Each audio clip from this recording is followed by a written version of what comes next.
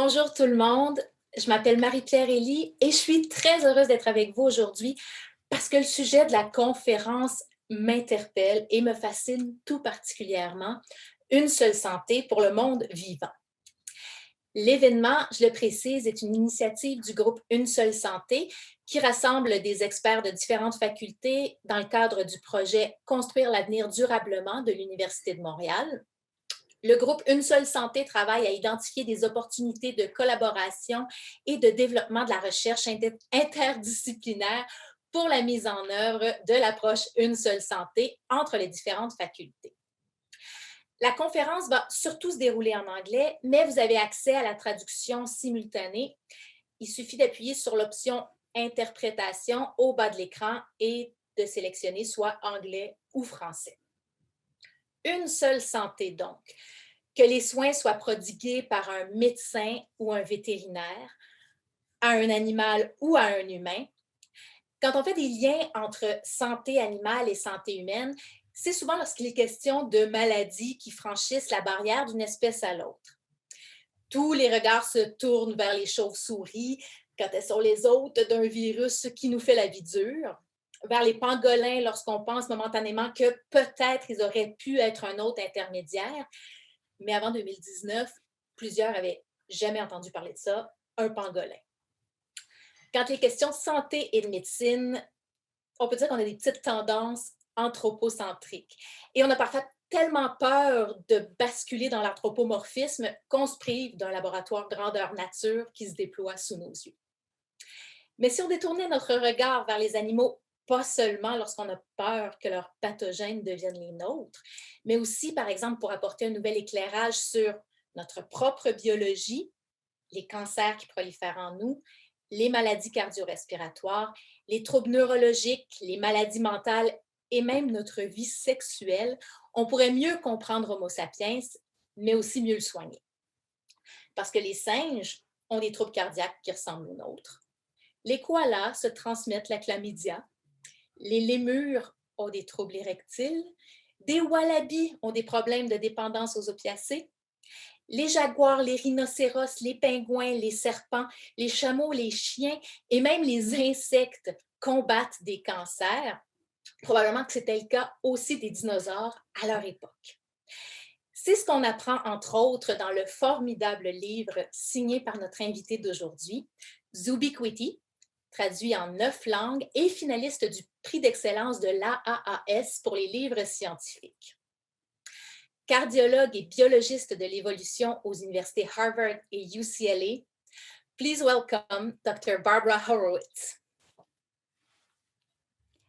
Hello, thank you very much. I want to... Merci beaucoup. Premièrement, j'aimerais remercier les organisateurs qui ont organisé cette merveilleuse conférence. Je suis tout à fait emballé. Allons-y. Aujourd'hui, je vais présenter l'idée que si vous regardez à travers toutes les espèces et si vous voyez le temps de l'évolution terrestre, nous pouvons mieux comprendre les causes des maladies, nous pouvons accélérer les innovations biomédicales et nous pouvons devenir plus humanistes. Je parle ici des médecins, des soignants, ceux qui travaillent en santé tout particulièrement. Nous pouvons faire toutes ces choses si nous sommes en mesure de faire une seule chose très précise, c'est ce que je demande à tous mes étudiants de faire au début de mes classes et je vais vous demander de le faire également. Je parle ici de considérer votre exceptionnalisme humain et de le mettre à la porte. L'exceptionnalisme humain, c'est comme un bandeau sur les yeux. C'est un bandeau qui nous empêche de reconnaître les liens à travers les espèces et à travers les époques de l'évolution que l'on peut visualiser. Et cela nous permet d'avoir des aperçus, de créer des liens intellectuels, scientifiques, humains, qui sinon resteront cachés par notre perception purement anthropocentriste. Alors, ce sont des énoncés assez importants que je fais là. Vous allez voir, il y aura des innovations dans la science et je n'ai que 25 minutes. Alors, voici mon plan de présentation. Premièrement, nous allons considérer ce parcours. On vous donnera un petit peu de perspective pour voir comment tout cela pourra être fait. Et je vais vous présenter un exemple de comment, à travers toutes les espèces, cette approche évolutionnaire nous permet de comprendre la cause des maladies de manière plus approfondie. Un exemple de comment, si on enlève le bandeau des yeux de l'exceptionnalisme humain, cela peut accélérer la vitesse de l'innovation, finalement aborder certaines des idées au sujet de l'exceptionnalisme humain, comment cela nous empêche d'être plus humains, plus humanistes. Très bien. Quel est le parcours? Alors, j'ai passé la plus grande partie de ma carrière en tant que cardiologue, professeur de médecine à l'UCLA en Californie. J'ai parlé des troubles cardiaques, maladies cardiaques. Donc, en résumé, ma vie a été changée un jour par un appel téléphonique de la part de vétérinaires dans un zoo. Ils me téléphonaient parce qu'un chimpanzé au zoo de Los Angeles avait eu un problème neurologique. Il me demandait si je pouvais faire un ultrason cardiaque pour examiner les problèmes cardiaques ou cérébraux. C'est ce que j'avais fait déjà sur des milliers de patients humains. J'aimerais mentionner que les vétérinaires dans les zoos prennent un soin exceptionnel de leurs patients animaux. De temps en temps, parfois, ils vont contacter un médecin humain pour certaines procédures et j'ai eu la chance, comme médecin, d'avoir la chance de travailler sous leur supervision au zoo de Los Angeles. Et durant cette période de plusieurs années, je visitais le zoo. Parfois, on me téléphonait, j'y allais, j'étais heureuse et j'ai pu faire des dissections de gorilles, j'ai pu examiner plusieurs pathologies. Sur la photo, vous voyez que je fais une vérification de santé sur un lion très âgé qui avait un fluide dans le péricarde. Alors, cela affectait sa santé. J'ai travaillé avec une équipe de médecins et de vétérinaires pour soigner ce lion. Ce lion, je l'ai fait pendant plusieurs années. Durant cette période, j'ai eu cette expérience très intéressante, mais j'ai eu plusieurs moments d'épiphanie, des moments eureka. L'un d'entre eux, c'est le premier jour où j'ai placé une sonde et voici ce que j'ai vu. Ceux d'entre vous qui ne sont pas cardiologues, ce que vous voyez à gauche, c'est un ultrason d'un cœur de chimpanzé dans les ventricules. Le ventricule gauche, vous voyez un mouvement, vous voyez qu'il y a un blocage. Alors, vous avez les ventricules supérieurs de ce cœur qui étaient plus grands. Quand j'ai vu cette échographie, ça m'a rappelé à un patient humain. J'avais fait la même procédure sur un humain et c'était le même genre de problème cardiaque. Pourquoi c'était un moment eureka? C'est que à travers toutes ces années de travail, lorsque je m'occupais de ces patients qui avaient ce genre de problème, j'ai enseigné, j'ai écrit, je pensais que je savais plein de choses. Pas une seule fois, je n'avais lu, je n'avais entendu, ni avait réfléchi à ce problème chez un animal. J'avais pensé, euh, peut-être dans mes enquêtes, j'y avais pensé, j'avais fait un travail en laboratoire lors de ma formation comme médecin, mais je ne me suis jamais posé la question. Est-ce que les êtres humains et les animaux peuvent être aussi vulnérables des mêmes maladies? C'était une découverte. Durant toutes ces années, de plus en plus, je me demandais comment je pouvais saisir cette expérience en voyant le cancer du sein chez le lion, un autre trouble chez l'ours, un problème de rein ailleurs chez un autre animal. Ces animaux non humains, comme je les appelle, comment est-ce que je pouvais devenir, grâce à ces expériences, devenir un meilleur médecin, un meilleur enseignant?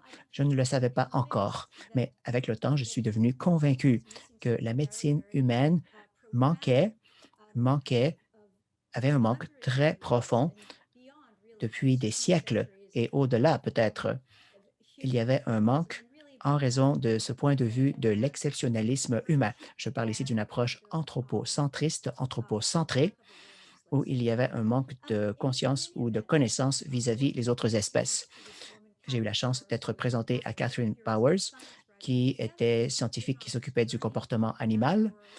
Avec elle, je suis sur ce parcours depuis près de 15 ans et je peux voir si nous pouvons, je me suis demandé que pouvons-nous faire pour attirer l'attention des autres professionnels de la santé, des médecins, des infirmières et au-delà, pour créer une communauté de à la fois docteurs, biologistes, vétérinaires mais ça a commencé avec nos conférences intitulées Zubiquity. Ça a commencé en 2011 pour rassembler des médecins et des vétérinaires. Et ici, à l'écran, vous avez la première conférence Zubiquity. Vous voyez Dennis et vous voyez ces deux messieurs pardon, qui se serrent la main. Et à cette conférence Zubiquity, nous pouvons en apprendre davantage là-dessus. Nous avons un site web, mais l'idée, c'est que nous voulions rallier plusieurs champs d'expertise. Alors moi et Catherine, nous avons écrit notre livre ensuite intitulé Zubiquity. Lorsque nous avons conçu cette idée, je réfléchissais à ces maladies cardiaques, le cancer, l'infertilité, les soins orthopédiques, et c'était tout. Et c'était déjà beaucoup de tenter d'identifier des manières de voir comment les médecins pouvaient mieux prendre soin de des êtres humains, mais en sachant comment traitent les vétérinaires les animaux. Alors, durant ce parcours, même si je pensais que ça n'allait être que purement somatique, pour la première fois, on a considéré la psychopathologie chez les animaux. Et si vous avez un comportement compulsif chez ce chien qui cherche sa queue constamment, voici un exemple de comportement compulsif chez les ours, chez certains animaux tels que les ours polaires, dans certaines conditions, certains environnements. Et si vous avez un exemple de trouble d'arrachage des plumes très sévère chez un perroquet, et ce n'était pas du tout sur mon radar à l'époque. Lorsque j'ai terminé l'école de médecine, j'ai été formé en tant que psychiatre auparavant. Donc, j'ai terminé l'école de médecine. Plusieurs membres de ma famille sont psychiatres. Donc, j'ai fait la formation complète. J'étais directrice dans ma pratique pendant plusieurs années. Pas une seule fois, je n'avais entendu ces problèmes chez les animaux, très semblables à ceux des humains. Et si vous avez en passant cette situation, alors cette idée que les animaux pouvaient manger plus que leurs besoins, ça c'était nouveau pour moi, l'obésité animale. Et j'étais ignorante, je l'avoue, et j'ai partagé cela parce que malheureusement, ça existe. Il y a encore beaucoup d'ignorance de la part de plusieurs médecins sur la psychopathologie et d'autres troubles chez les animaux. Donc, ce livre avait la moitié des chapitres qui parlaient des troubles d'anxiété, troubles alimentaires, automutilation, problèmes sexuels, etc. De plus, je devais décider comment est-ce que cela allait être relié à la santé humaine. Qu'allais-je faire? Oui, c'était intéressant tout ça, mais quelle était l'importance scientifique de tout cela et même au-delà? Alors, j'ai eu la chance parce que, en tant que sous-gradué, j'ai étudié la biologie évolutive grâce aux travaux de Nicolas Tinbergen. Vous le savez, Nicolas Tinbergen était l'un de ces trois personnes qui a gagné le prix Nobel de médecine en 1973 en médecine et physiologie. Parmi ses contributions les plus importantes, c'est la reconnaissance que de manière à comprendre le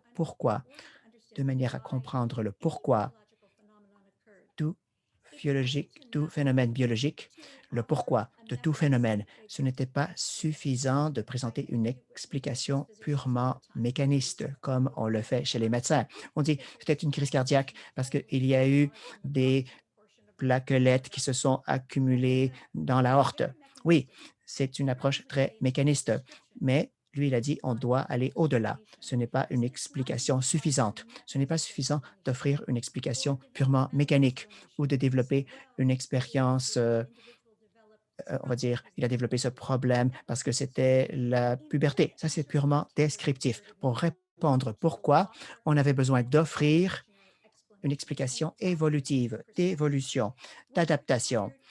Ça veut dire que l'on doit considérer à travers toutes les espèces. On doit considérer toute la biologie. Donc, après, c'est une longue histoire. Mais finalement, j'ai commencé à adapter un modèle pour mieux comprendre comment on peut utiliser cette expérience humaine, expérience pour informer la biologie humaine.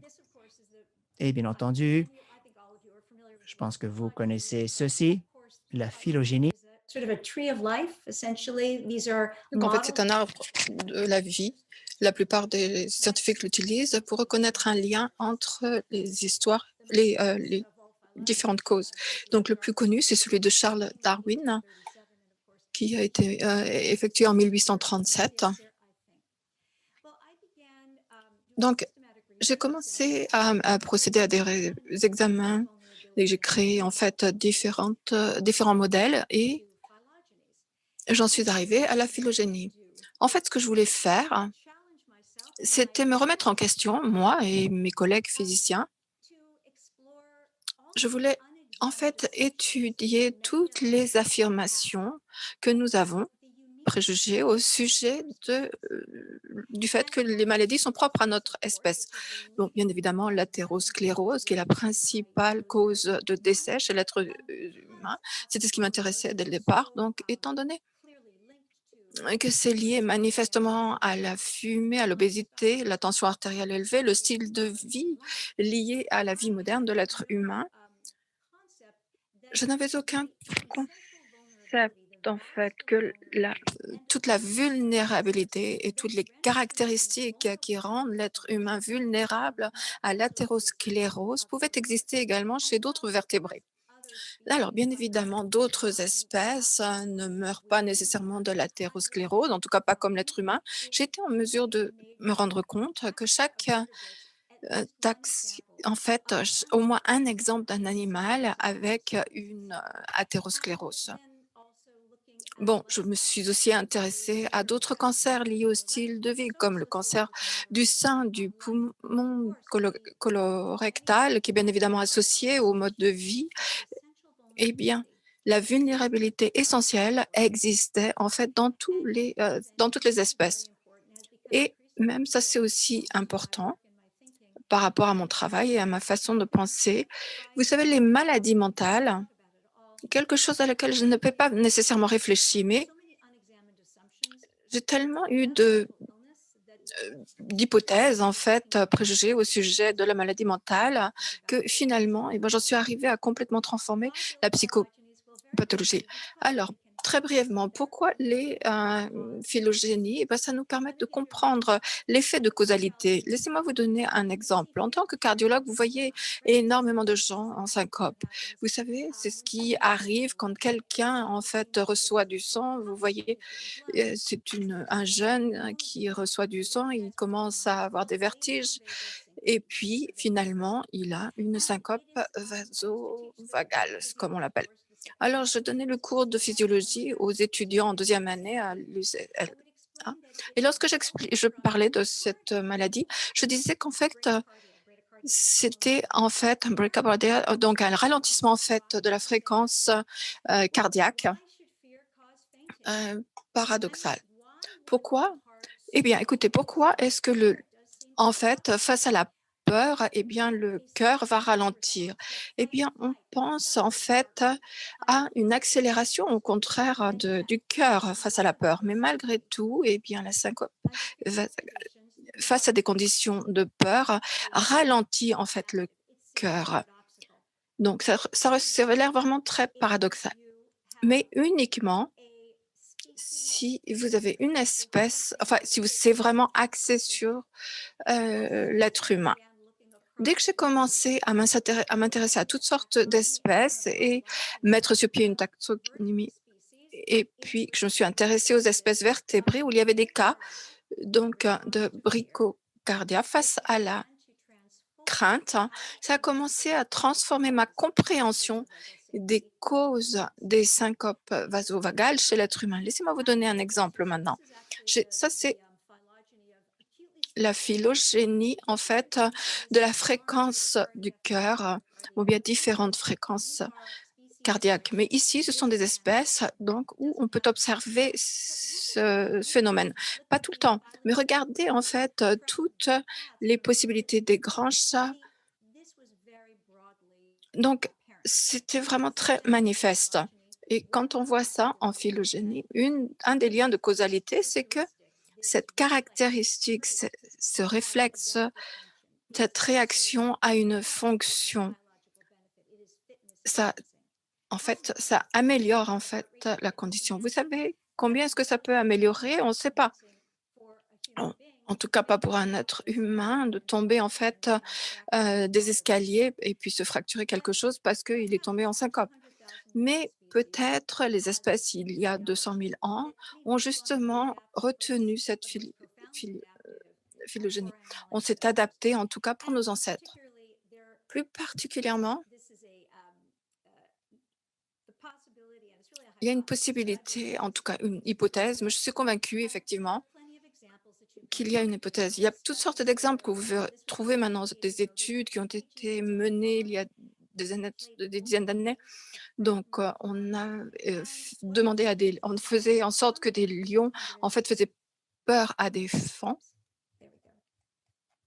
Et regardez, on voyait le cœur qui diminuait, la fréquence cardiaque qui diminuait, et puis le faon devenait immobile. Or, justement, cette immobilité est une façon pour les jeunes animaux de se cacher. Vous voyez, il y a beaucoup de vidéos, en fait, que vous pouvez voir de plus en plus souvent sur YouTube.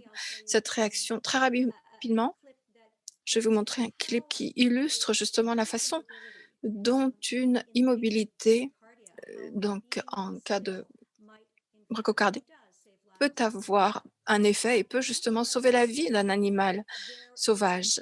Dans cette vidéo, par exemple, c'est un jeune guépard qui est en train de courir après ce cerf et finalement, c'est la hyène qui se rapproche de la proie. Non, non, vous voyez, en fait, le guépard arrive, la hyène est en train de la chasser. Regardez l'impala, elle repart. Donc, vous pouvez voir que cette immobilité, qu'elle était en fait, qu'elle soit due ou non à la fréquence cardiaque, a permis à l'animal justement de changer de fréquence et puis de repartir. Donc, d'un seul coup, au lieu de qualifier en fait cette réaction de paradoxale, en fait, on, on doit changer en fait de façon vraiment axée sur l'être humain. Alors, j'espère que vous êtes convaincu qu'il y a une possibilité en fait d'éliminer ce bandeau qu'on se met sur les yeux afin de mieux comprendre les causes de certaines maladies. Il y a beaucoup d'autres exemples, bien évidemment, mais je vous ai aussi promis qu'en éliminant en fait le bandeau de l'exceptionnalisme humain, on peut accélérer l'innovation. Et voici une des façons dont ça peut se produire. Si vous regardez en fait la biomimie, bien évidemment, il y a énormément de champs qui recourent à cette pratique. Eh bien, qu'est-ce que ça fait? Ça reconnaît la biodiversité comme étant une source de solutions. Vous savez, l'évolution est hyper répétitrice. C'est un processus en fait, et le résultat, c'est la biodiversité, donc une source de solution de problèmes. Alors, ceci dit, un des défis pour la médecine humaine de recourir à la biomimie, eh bien, c'est qu'il y a beaucoup de manque de connaissances, de sensibilisation ou de connaissances. En fait, c'est un manque de connaissances et non pas ignorance, je dirais plus exactement. Donc, vous savez, la biodiversité, les animaux ne font pas partie des programmes de médecine humaine. Mais ce n'est pas très futé, en fait. Moi, ce que j'aime bien réitérer dans les écoles, les facultés de vétérinaire, c- c'est que, bon, on peut recourir à différentes blagues des médecins, on le mérite d'ailleurs, mais ce sont les médecins, en fait, traitent beaucoup plus qu'une espèce. Alors nous, en tant que médecins, on s'occupe d'une seule espèce, alors que les vétérinaires s'occupent des autres espèces. Mais c'est vraiment un problème. Bon, la biomimique, en fait, présente tellement de potentiel. Alors ici, c'est le train rapide à Tokyo en 1964. 84, ça c'était un moment très important. Le Japon revenait. En fait, c'était une grande réussite, donc 1964. Et finalement, quand il arrivait en fait en session, il provoquait plein de vibrations, réverbérations, etc. Donc, un des ingénieurs, en fait, c'était un amateur d'oiseaux. Il savait très bien que cette espèce d'oiseau, il avait un pic en fait qui avait évolué. Donc, il a redessiné en fait le train rapide comme ceci. Il y a beaucoup d'autres exemples quant à la capacité de certains amphibiens, justement, de régénérer leurs pattes, etc. Le En 2019, dans le cadre de la conférence du prix Normal, le thème, c'était, bon, bien, la médecine inspiratrice et finalement, je remarquais, en fait, il y avait eu un symposium la veille et on se demandait de réfléchir à la santé des femmes ou des femelles. Donc, laissez-moi prendre un moment ou 2 pour partager avec vous comment est-ce que je pense que la biomimique peut être utilisée en médecine et j'aimerais mettre l'accent sur, en fait, la santé des femmes et des femelles, en fait, pour n'oublier personne.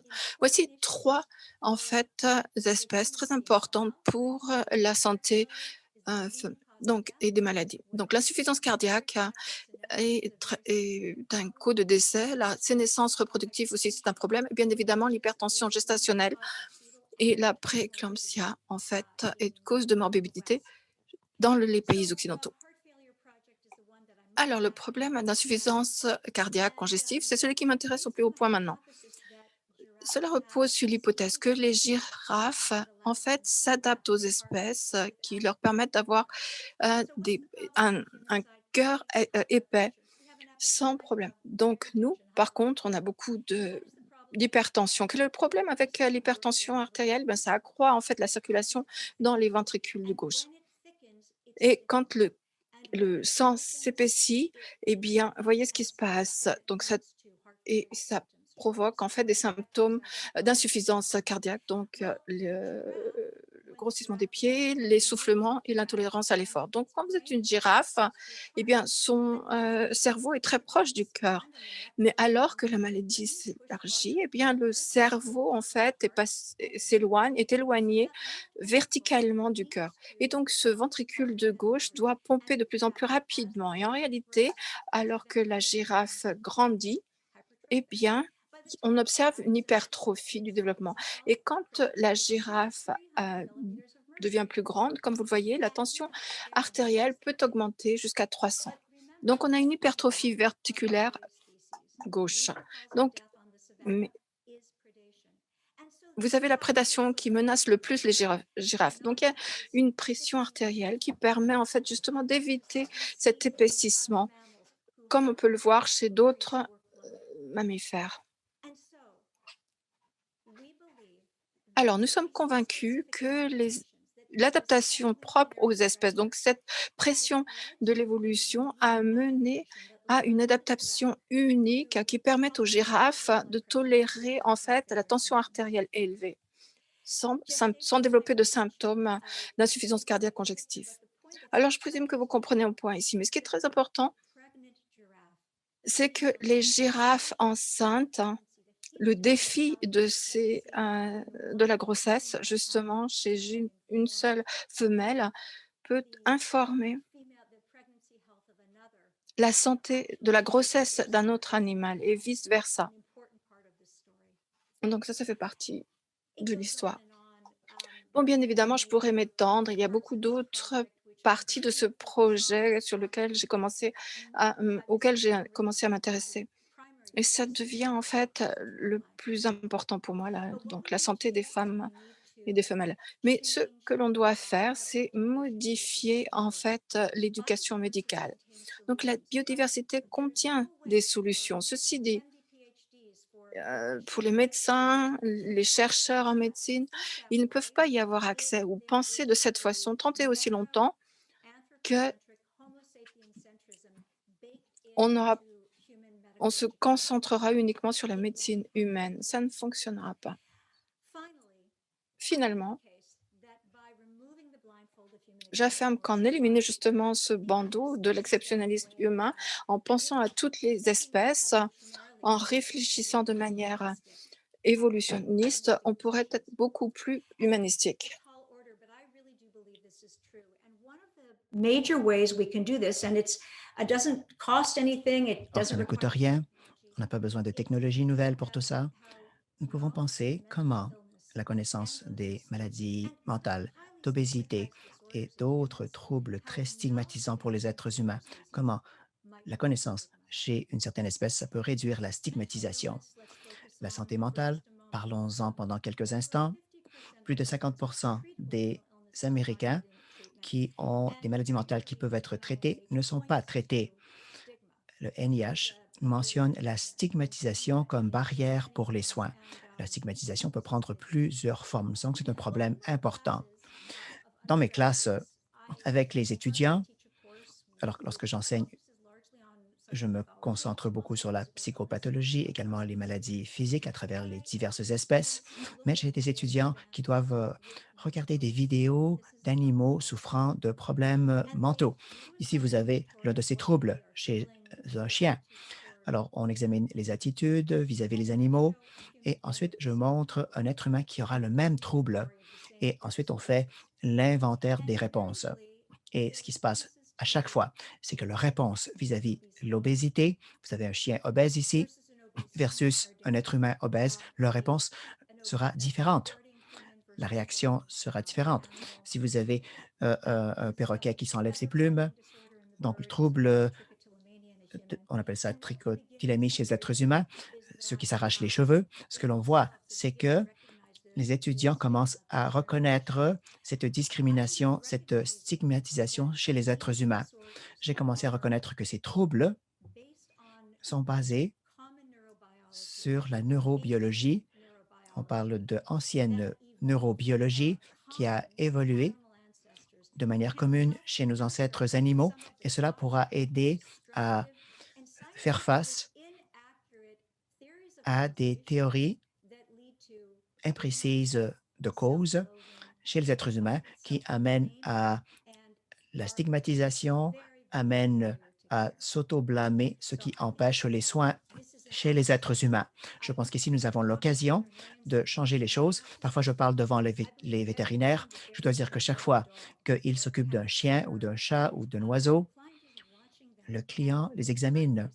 Il voit à quel point les vétérinaires aiment les animaux, surtout lorsqu'il y a des psychopathologies animales. C'est important pour les clients de pouvoir observer les soins. Ainsi, on pourra apprendre et les médecins peuvent également apprendre de comment nous pouvons mieux approcher, mieux traiter les personnes avec des problèmes de santé mentale. C'est des défis, il y a des barrières. Alors, je m'en vais vers la fin.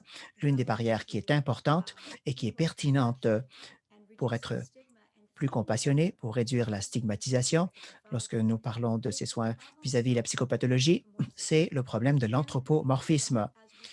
Alors, avant de conclure, j'aimerais mentionner que je crois véritablement que la psychopathologie comparative peut transformer notre compréhension, la compréhension des êtres humains. Et il y a très, très peu de collaboration actuellement entre la psychiatrie humaine et les comportements animaux. Il n'y en a pas beaucoup. Alors, l'anthropomorphisme, qu'est-ce que c'est que l'anthropomorphisme? En sixième année, on lisait le livre La ferme des animaux d'Orwell. Il nous disait, ces caractéristiques sont... Il ne faut pas faire la projection des caractéristiques humaines chez les animaux. Ne le faites pas. Ce n'est pas scientifique, ce n'est qu'un livre. Ne faites pas de projection humaine chez les animaux. Voilà. Et vous savez quoi? C'est intéressant parce que depuis des millénaires, il y a eu l'ambivalence entre les animaux et les êtres humains. Darwin, en 1882, il a écrit son livre, il a parlé des émotions animales. Il a dit que les animaux ressentent la douleur et le plaisir. Après des siècles de dommages créés par des philosophes, par la religion, etc., par toutes sortes d'intervenants qui n'acceptaient pas le concept holistique du comportement mental animal. Alors, avec le temps, tout cela crée une barrière et c'était très, très difficile. Même si Freud aimait son chien, comme vous voyez à l'écran, il voyait le cerveau animal comme un développement qui était très arrêté. Alors, il n'avait pas la vision holistique entre les êtres humains et les animaux. Alors, de plus en plus, quand je réfléchis à l'anthropomorphisme, je constate que en sixième année, j'ai reçu une mauvaise définition. La définition, ce n'est pas la projection des caractéristiques humaines chez les animaux. La définition de l'anthropomorphisme, c'est la projection des caractéristiques humaines chez les animaux de manière qui n'est pas justifiable sur une base scientifique. C'était 1973, lorsque j'ai lu le livre La ferme des animaux. Et il y a eu beaucoup de développement scientifique depuis cette époque. Lorsque j'ai réfléchi à l'anthropomorphisme, comme on me l'avait dit à l'époque, en sixième année, alors ce discours était basé sur l'hypothèse que nous, les êtres humains, sommes tellement exceptionnels, tellement uniques, tellement différents des animaux que donner des caractéristiques humaines à des animaux, c'était inacceptable. Mais voyez ce qui s'est passé depuis cette époque. La neuroscience s'est développée, ça n'existait pas comme maintenant. Depuis les années 80 90, il y a eu des développements. La génomique comparative maintenant nous a informés sur le degré de notre connexion avec les autres espèces. Et bien entendu, la phylogénétique moléculaire nous donne des données précises, à savoir quand il y a eu une divergence entre plusieurs espèces. À la lumière de tout cela, il me paraît clair maintenant que s'il y a une erreur scientifique que nous avons faite, ce n'est pas l'anthropomorphisme, c'est plutôt l'exceptionnalisme des êtres humains qui est sous-jacent à cette préoccupation entourant l'anthropomorphisme. Et véritablement, nous devons maintenant réexaminer cela en regardant à travers toutes les espèces et les époques évolutives. Maintenant, non seulement nous pouvons mieux causer la cause des maladies de manière plus précise, non seulement nous pouvons avoir des thérapies innovatrices pour la prévention, nous pouvons être plus humains et nous pouvons être de meilleurs médecins pour tous nos patients, que, que ces patients soient humains ou animaux. Et j'aimerais conclure avec l'une de mes citations préférées lors de la cérémonie du prix Nobel en 73, lorsqu'il y a eu 2 gagnants du prix Nobel en médecine. Le présentateur a commencé son discours avec la citation suivante. Il a dit, par vanité, nous nous sommes baptisés comme les singes pensants. C'était par vanité. Alors, que nous soyons suffisamment sages en tant qu'humains pour considérer notre exceptionnalisme humain et le remettre en question vis-à-vis l'évolution, ce n'est pas certain. Serons-nous suffisamment sages? Ce que nous savons, c'est que si nous le faisons, nous allons comprendre mieux pourquoi les personnes deviennent malades. Nous serons de meilleurs médecins, trouverons de meilleures solutions, nous serons plus humains vis-à-vis nous et vis-à-vis la planète entière que nous partageons tous. Merci beaucoup de votre attention. Merci beaucoup, docteur.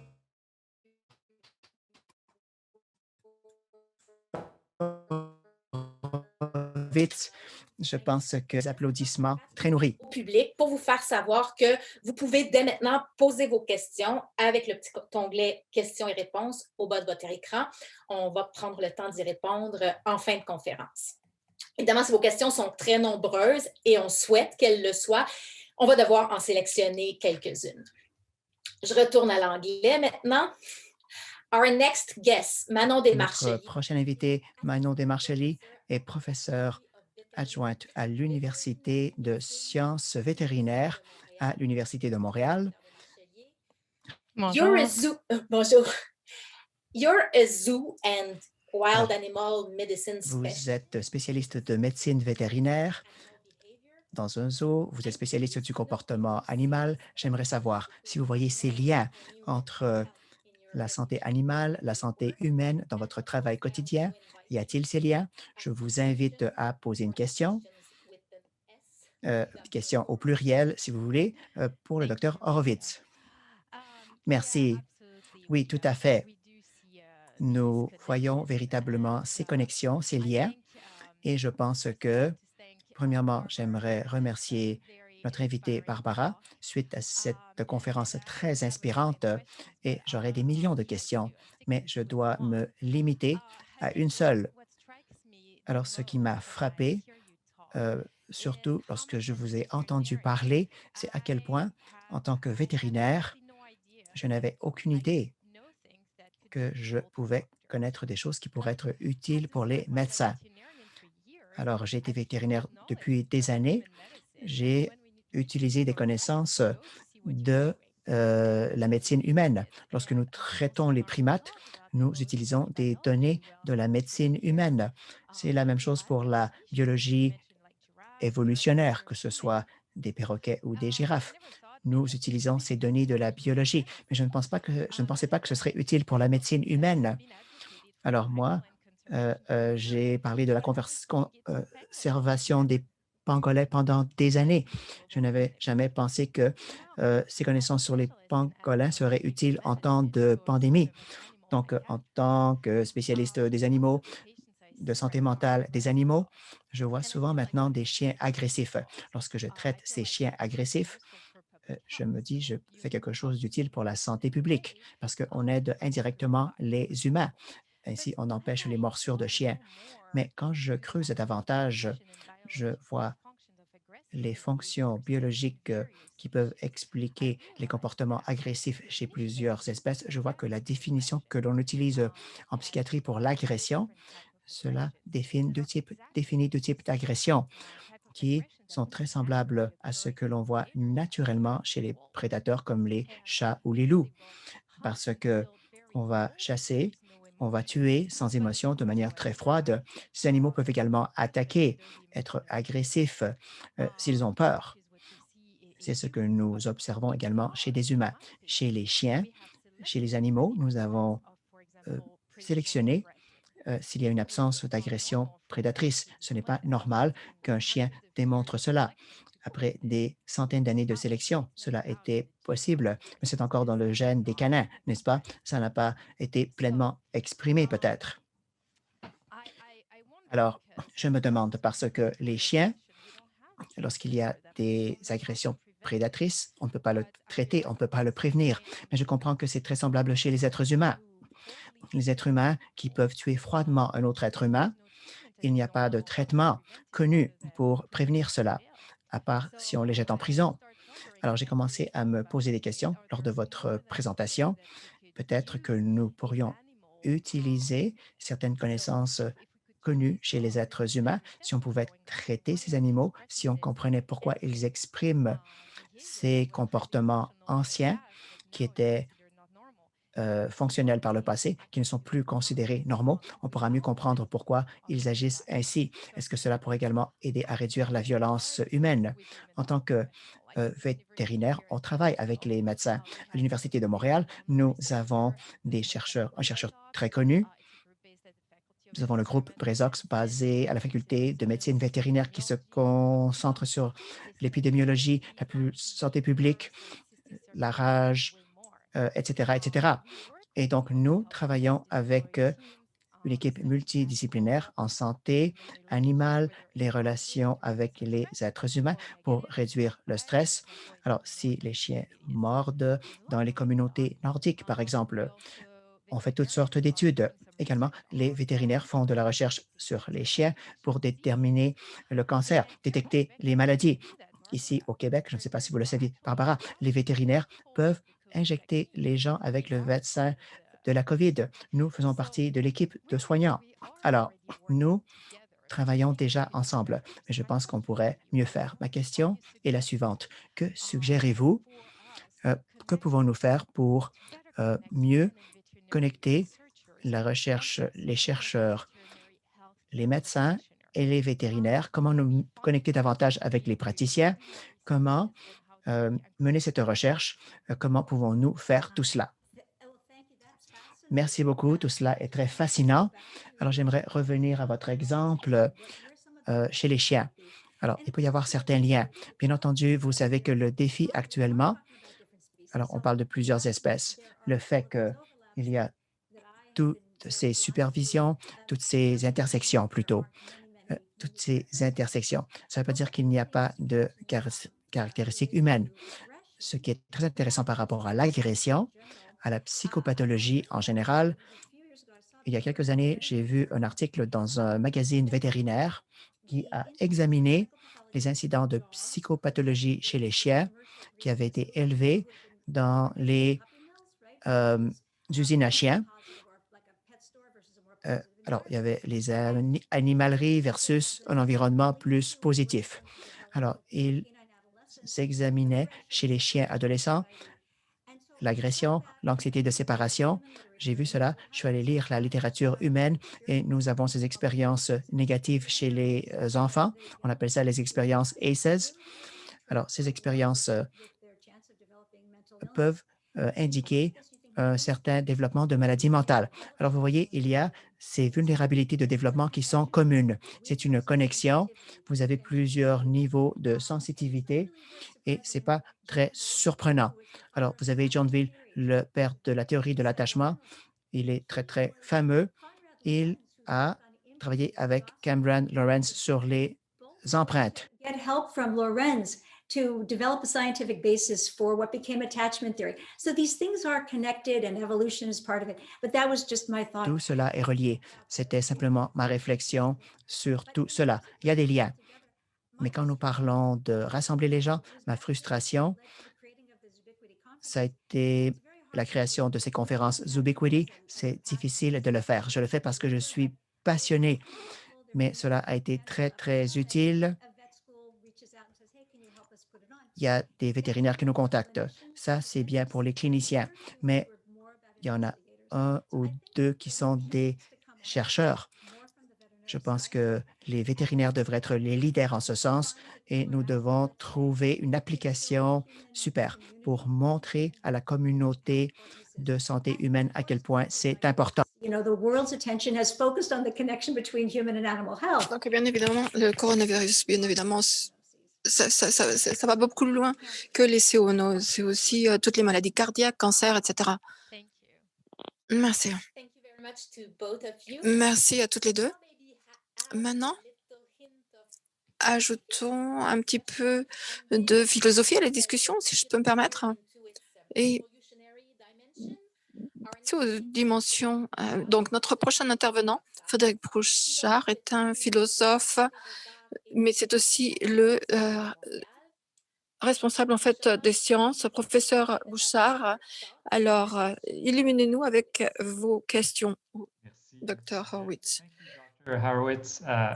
Merci Marion, merci Dr. Horwitz de vos commentaires. Alors, je ne sais pas si j'ajouterais en fait l'illumination, mais laissez-moi en fait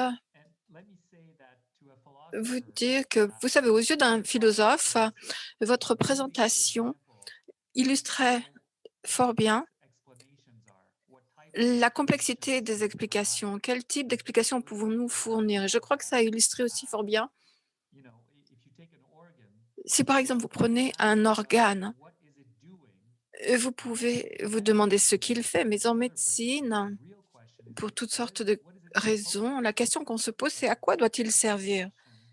Et cette question,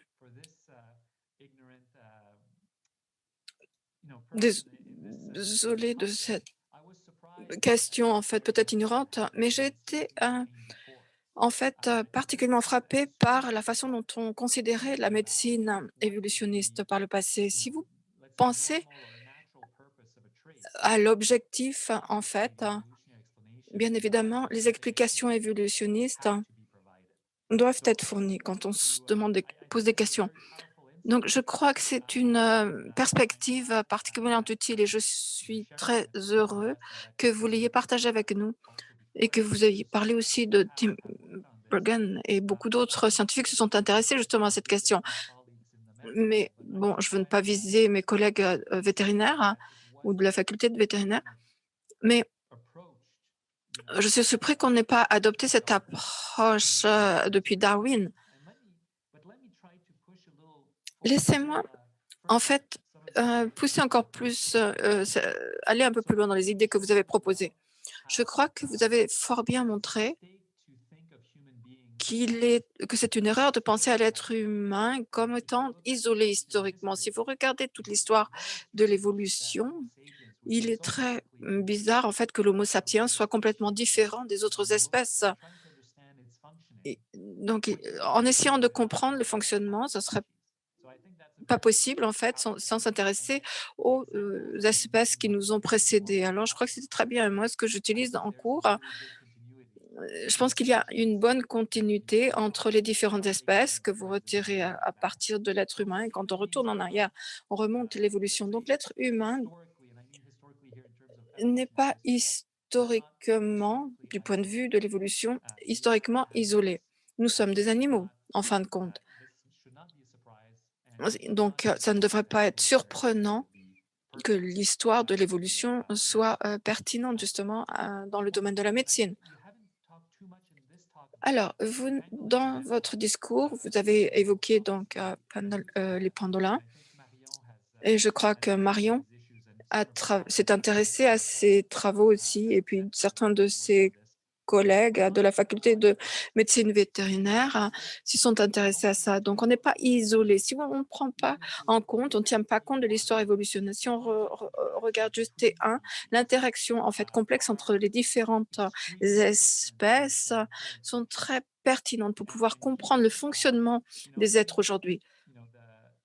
Alors, je crois que l'accent que vous mettez sur la microbiome intestinal et toutes les autres espèces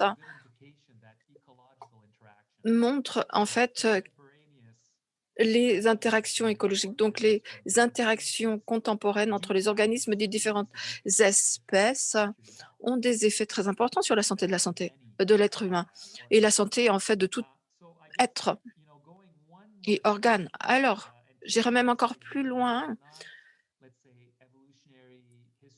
Bon, c'est sûr qu'on n'est pas isolé écologiquement parlant et selon l'évolution. Personnellement, ce qui m'intéresse au plus haut point, je crois que vous l'avez fort bien souligné, on est trop anthropocentré. Moi, je dirais même, on est trop en fait axé sur les organismes. On s'intéresse trop à l'organisme d'un être selon les âges, avec des barrières précises et selon des interactions très simples. Alors qu'il y a beaucoup d'interactions entre les différentes espèces, ce qui en fait aboutit à ce que l'on propose comme des communautés symbiotiques ou des insectes, donc des sous-organismes. Vous avez toutes sortes d'ensembles d'organismes qui travaillent ensemble. Alors, je dirais que la prochaine fois que vous prononcerez ce discours ici à Montréal, on l'espère, que l'interaction entre les espèces le long de l'évolution fera partie de l'histoire. Alors, si on suit vos travaux, la prochaine étape de la médecine évolutionniste consistera à faire ce que vous nous avez invité à faire. Mais on s'intéressera aussi à la santé humaine. Donc, quand on passe à l'être humain, on devrait juste dépasser en fait l'Homo sapiens. L'être humain, c'est un grand singe en fait, un Homo sapiens, mais avec toutes sortes de microbiomes qui permettent à l'organe de vivre. Et l'exemple que je donne à mes étudiants, c'est que la microbiome intestinale est beaucoup plus importante pour ma survie que mes pieds. Mes pieds, en fait, sont Homo sapiens, c'est sûr, mais ma microbiome intestinal appartient à tous, pas uniquement à l'être humain. Alors, la façon dont on conçoit l'être humain, quand on remonte en fait l'évolution, je crois que on doit tenir compte de la possibilité que l'être humain et d'autres organismes, d'autres espèces, en fait, constituent des communautés pluriespèces qui ne cessent d'évoluer. Alors, c'est l'idée qui m'intéresse. Mais en entendant vos propos, ça me donne une nouvelle perspective, un nouvel angle d'étude. Donc, la question que j'aimerais poser maintenant, est-ce que vous avez des idées par rapport à ce que je viens de souligner? J'aimerais les entendre, assurément, mais une idée, une question plus exactement que j'ai, c'est en fait, ça revient, touche à la question de Marion aussi. Je crois que vous avez fort bien démontré que la médecine doit beaucoup apprendre de la biologie évolutionniste. Mais disons que vous puissiez tous nous convaincre et qu'on s'intéresse tous à la médecine évolutionniste. En fait, peut-on tirer des leçons de la médecine qui nous aideraient dans nos recherches sur l'écologie et l'évolution? Est-ce que vous avez des idées, par exemple, comment est-ce que l'on peut raffiner les hypothèses adaptatrices, les méthodes ou des types d'explications. Donc, prenons pour acquis que tout le monde est d'accord que la médecine évolutionniste devrait être prise en compte. Donc, quelles sont les leçons de la médecine que l'on pourrait tirer, qui nous aideraient pour l'étude des organismes non humains? Mais merci beaucoup de vos propos, c'était très intéressant et j'étais très heureuse de pouvoir justement échanger avec vous. Alors, c'est une question fort intéressante, mais je me demandais, docteur Horowitz, Heu, si vous je vais vous demander de répondre en 1 ou 2 minutes parce qu'on voudrait vraiment, accorder le temps nécessaire au public pour pouvoir poser ces questions. Oui, bien évidemment. Donc, qu'est-ce que les biologistes, enfin évolutionnistes peuvent apprendre et vice de la médecine et vice versa? Alors, une des choses, les biologistes évolutionnistes en général, ce qu'ils disent, c'est que, bon, on a juste des fossiles, donc on comprenne, ce avec quoi on va travailler. Bon, bien évidemment, maintenant, on est en mesure d'étudier, en fait, tout cela. Donc c'est une approche de compréhension des différentes relations. Mais là où je pense qu'il y a un manque pour les biologistes évolutionnistes, et c'est très compréhensible, c'est la nature de la physiologie complexe en tant que telle. C'est quelque chose de très dynamique. Donc il est très dynamique. Oui, nous avons des os, des choses qui sont relativement statiques.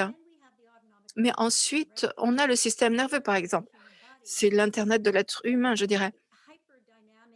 Donc un système hyper dynamique, il y a toutes sortes de variations, c'est façonné par l'expérience, mais littéralement, je dirais que cela donne énormément de flexibilité par rapport à un être humain. Alors je crois que ce qui est important, c'est comprendre comment évoluent ces systèmes complexes. Et en fait, cela en fait, informe sur tout le système de l'inhibition, et cetera, de l'être humain. Donc je crois qu'il y a une possibilité ici, que les un biologiste évolutionniste et les médecins se parlent de façon à ce que la définition, en fait, des traitements soit élargie. Ça, c'est une chose. J'ai aussi réfléchi au parallèle, par rapport à spécifique au taxon, mais ça serait pour une autre journée. Merci énormément une fois de plus. On va répondre à vos questions. Vous êtes très nombreux. Merci d'être là et merci d'avoir envoyé vos questions en aussi grand nombre. Donc, on y va. La première question est envoyée en anglais. When it comes to training, several Donc, scientists pour la formation, plusieurs scientifiques encouragent en fait les médecins à travailler ensemble, plus particulièrement quand on parle d'anatomie, physiologie et de pathologie générale. Est-ce que vous suggérez qu'on revienne à ce type d'apprentissage et que l'on retire les silos de la médecine? Est-ce que cette formation devrait aussi inclure la santé de l'environnement ou même les sciences sociales? Alors, bien évidemment, pour moi, effectivement, on devrait élargir notre vue pour intégrer en fait toutes sortes d'éléments. Je crois qu'il y a des obstacles, pas nécessairement nécessaires, mais culturels, historiques, mais je reçois à peu près une centaine de courriels d'années d'étudiants, par an, d'étudiants qui vont en médecine ou en vétérinaire et ils sont intéressés par ça. Et je trouve incroyable comment aux États-Unis, vous savez, vous pouvez avoir un doctorat, un MD, enfin toutes sortes de programmes de médecine, mais ceci dit, il y a un lien manifeste entre l'être humain et les animaux. Il n'y a aucun Il n'y problème a qui pas s'y un seul intéresse. programme J'ai d'ailleurs conjoint d'anciens chez des étudiants qui étudiants sont qui sont vétérinaires. vétérinaires Donc, il n'y a aujourd'hui. pas de programme conjoint, Donc, mais cela il faudra l'approuve reconnaître la la valeur valeur de de la la co-formation. Je pense co-formation. que Je ce crois que ce serait serait très très fort. utile. Et aux États-Unis, il y a toute une histoire. Donc, aux Autrefois, États-Unis, il y avait il y plus avait de plus de co-formation aux co-apprentissage États-Unis. et puis Ensuite, ensuite, il y a eu il y a eu des certains perturbations. Mais vétérinaires au aussi bout du historiques. Mais compte, bon, j'ai ici je parle discuté avec des devant gens les gens de ici, Montréal, vous le pas savez beaucoup mieux que discuté avec moi. des gens de Et Montréal. vous savez, on dit que Il y a le père de la pathologie, a dit entre la santé humaine, santé animale, il n'y a pas de différence. Une personne très célèbre l'a dit. Ensuite, il y a William Osler. Lorsqu'il a terminé l'école médicale, il était à McGill, je pense. Il a étudié pendant un an en Europe. Il s'est formé avec les meilleurs, avec Virchow, entre autres. Et bien entendu, Osler est considéré comme l'un des pères de la médecine humaine, mais de la médecine vétérinaire à la fois. Donc, voyez-vous, il y a un tronc commun, il y a une racine commune, et tout ça, c'est très intéressant. Merci beaucoup. La prochaine question est une question très large, mais je la trouve néanmoins fort intéressante. Demain, c'est la journée mondiale contre le cancer. Donc, qu'est-ce qu'on peut apprendre des autres espèces qui pourraient nous aider dans notre lutte contre le cancer? Cancer, can I answer? Puis-je répondre?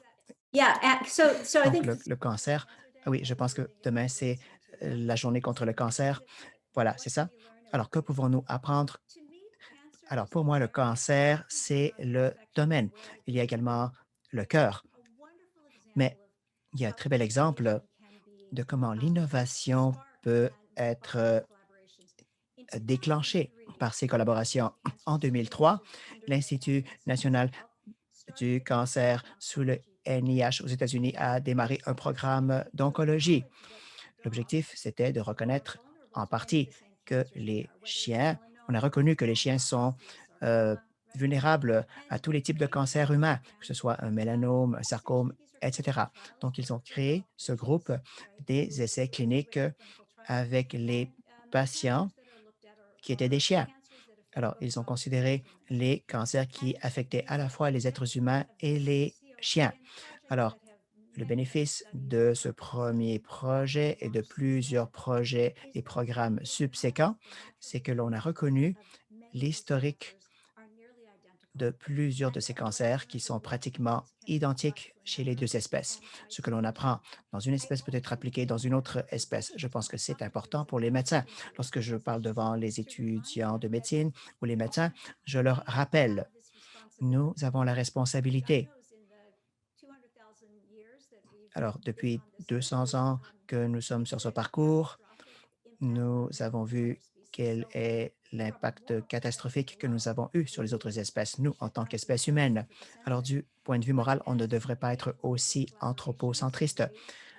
Lorsque nous voyons ces nouvelles collaborations, que ce soit dans le domaine du cancer ou d'autres maladies, nous devons toujours nous souvenir que ce que nous apprenons sur les êtres humains peut s'appliquer chez les êtres humains, mais on doit être très précis à comment nous pouvons traduire ces bénéfices d'une espèce à l'autre. Cela devrait être très clair devant nous pour ne pas recréer les écueils du passé. Et la recherche sur le cancer, c'est important. Il y a une histoire importante sur l'estuaire du Saint-Laurent. On parle de ces usines ou ces fonderies le long du Saint-Laurent.